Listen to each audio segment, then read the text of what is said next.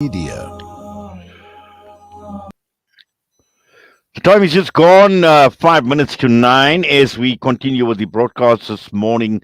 Now, earlier on, we were talking with Mohammed Timol about the life of the late Ahmed Timol. The life of the late Isuf Bahad, who we learned this morning had passed away. And we want to just talk, in fact, to Imtiaz Syed about activism, because when one looks at the life of Isuf Bahad, he grew up in a family of political activists. And although we don't require that much from a political activism, there are other forms of activism that are more important and necessary at this point in time, particularly looking at social activism, looking at just so much in terms of what we see happening around us with regard to things like service delivery, the way the government has gone, speaking out against corruption. There are just so many social ills. So it requires another form of activism. But people like Isupahad, they grew up in families of activists. And I think for many of us who actually grew up in the apartheid era will know about the high level of activism at that point in time, which was the scourge, the apartheid scourge of the day at that point in time. But now the ball game has changed. There are many other challenges. And this is what we want to talk to Imtiaz Syed about. Imtiaz is the chairperson of eThekwini Secure and also with the Active Citizens Coalition. Imtiaz, Assalamu alaikum wa rahmatullahi wa barakatuh. Walaikum salam wa rahmatullahi wa barakatuh, Inayat. Yes, always wonderful having you with us. And you know, we are talking about activism, and we were to reflecting on the life of Isuf Bahad, his life as an activist. And at that point in time, as I mentioned, the challenges were very different. There were political challenges. There were the apartheid era, the brutal apartheid system was in place. So it required a different level of activism. And looking at where we are now in a democratic South Africa, but still so much happening around us. And do we really have this mindset of activism? Perhaps that's a question I need to start off with. I think when you come to it, there is the activism, the unity isn't there, and that is a cause for concern. When we're speaking to it and we're trying to understand exactly what direction we're going as a country, the first thing in it is we need to remember that currently, right now in our country, we're in a political war. That's what's happening. There are parties that are fighting with each other. There's infighting within those parties, and there's no real emphasis placed on actual service delivery. And that now calls for people to start standing up for themselves and start demanding their needs out of government. I mean, right now within eThekwini, we've got rates and all of that has gone up exponentially.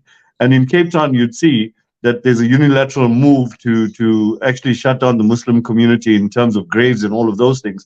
But yet there's no activism around it, and there's no one speaking out to say that this is what we need as community. And largely the minorities, irrespective of race, but the minorities are being targeted, and we don't see it. And in the next 10 to 15 years, we're going to end up in a country just like Zimbabwe if we don't start standing up right now. Well, a country like Zimbabwe, and also I think a country where we're going to see anarchy, because if we can just learn from the unrest that is taking place out in France, when one looks at the minorities, when one looks at the Algerians, the slum-like conditions, the state of joblessness, the poverty, the social ills, the socio-economic ills, and I covered that in length last night, and it's actually scary in terms of how this actually spiraled right across the entire France. And now you got the French government sitting and say, listen, yeah, we need to do something. Yet you had the opportunity, and it's a danger that we are faced with here in South Africa as well. Yes, no, absolutely. And we're not in a time where information needs to travel through ships and come through other countries. Information is available throughout the web. You can find out about different countries, what they're doing best in terms of best practice and all of those things. But we as a country have not learned, and our government has not learned, that going down this path that we're going down at the moment is not good for anybody. At the end of the day, we need to start building around what we have and not taking it backwards. And currently the climate and the word being used and thrown around is pro-poor.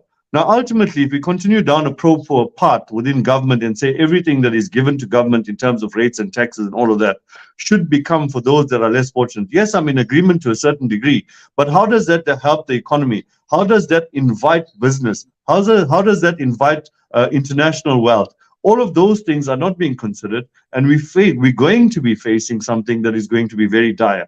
But on the other hand, we see social activism coming to the fore. When there's floods and all of these things, our communities are by far and large the first responders to go out there and start supporting and start doing things for others, which is great and it's brilliant. However, is there unity in that move? And what are the intentions of those movements in speaking to those things? Why are we not doing it as a collective? And I'm coming down to the issue of the ratepayers associations. We're finding ratepayers associations prop up all over the place, which is brilliant. But there's conflict within those communities to say that we have a better ratepayers than the other. It's about time that we need to understand that there are many organizations and everyone doing the same thing at the same time is very impactful and powerful. And that is something that we need to learn to respect. This isn't a competition in any way. It's about getting the work done. So if you in your community are doing something, allow others to do something in their community as well. But there shouldn't be something to say that we're going to come to the election and we're going to do this and that. All of that is non-productive. And then that's where we're finding things going.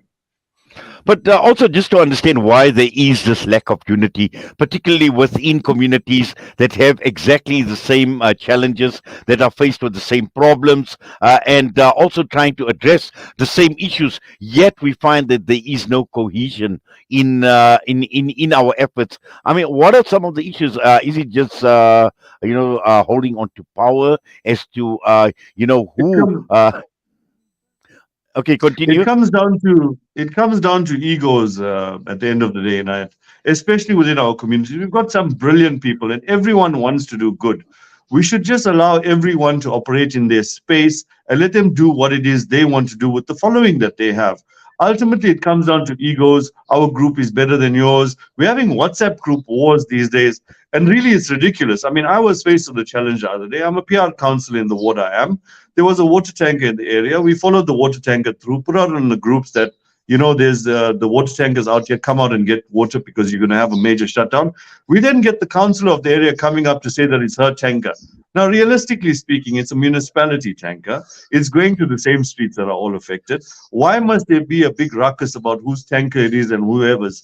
It doesn't mean that because you arrange something, it belongs to you. And this is where problems come in at the end of the day.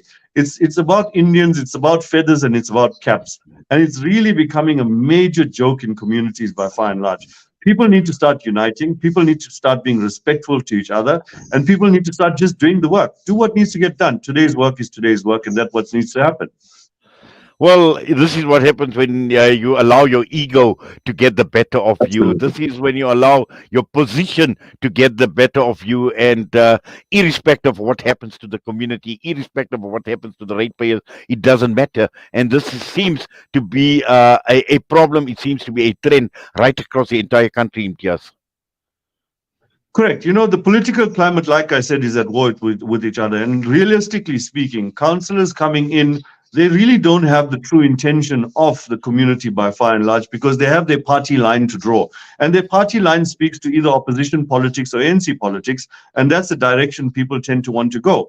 Now, we need to start considering the fact that activism groupings need to start holding municipalities accountable. How do they do that?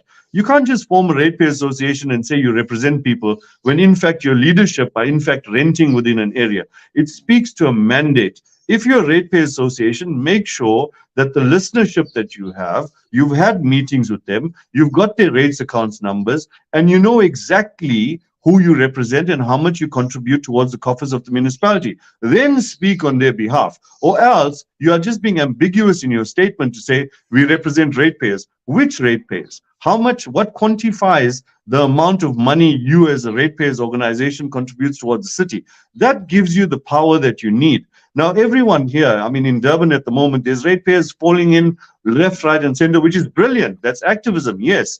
But everyone is talking about holding back your rates. How do you go about doing that without proper evidence to say that we represent so many households, this is what we contribute, and you're supposed to deliver this X and Y and Z service, but you don't, and therefore we're taking you to court? That's the right procedure to follow in terms of what I believe and what I think.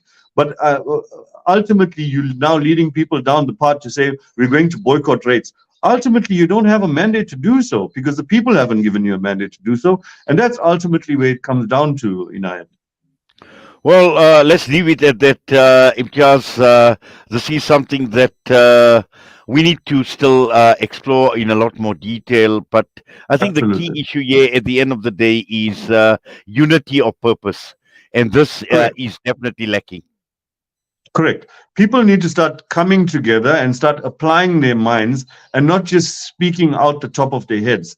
Apply their minds into a proper means of action to say that this is how we are going to tackle this and this is how we're going to get things done.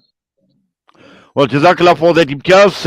As always, we appreciate your time. And I know I'm just looking at that little saying behind you there.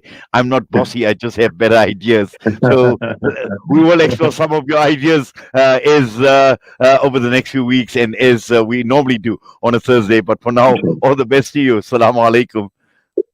Wa alaikum salam wa rahmatullahi wa barakatuh.